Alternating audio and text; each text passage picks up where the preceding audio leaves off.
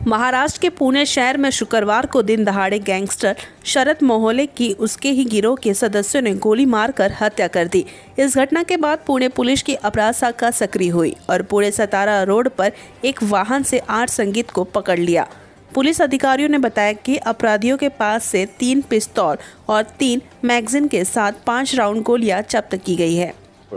वय 40 सुतारदरा कोथरूड हे त्यांचे साथीदाराबरोबर दुपारी 1:30 वाजण्याच्या सुमारास स्वतःच्या घराकडे जात असताना त्यांच्या सोबतच असलेला साथीदार आरोपी मुन्ना उर्फ साहिल पोळेकर राहणार सुतारदरा आणि इतर 2 यांनी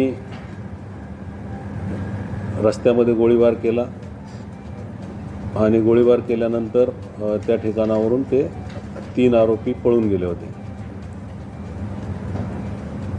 त्यानंतर पोलिसांनी घटनास्थळाला भेट दिली।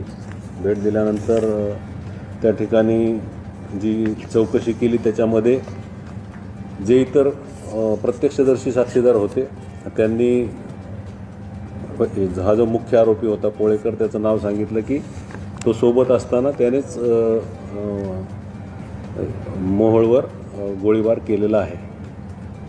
त्यामुळे गुन्हे शाखेने तपासासाठी पथकं तयार केली। त्याच्यामध्ये हा जो पोळेकर आहे त्याच्या घराचा मूळ गावाचा पत्ता घेऊन त्याचा शोध घेतला,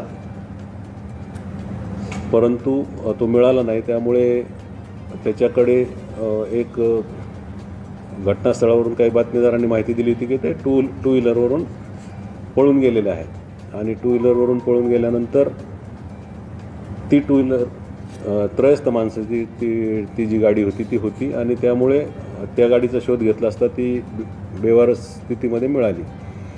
मिळाल्यानंतर जास्त माहिती घेतल्यानंतर असं समजलं की हा जो पोळेकर आरोपी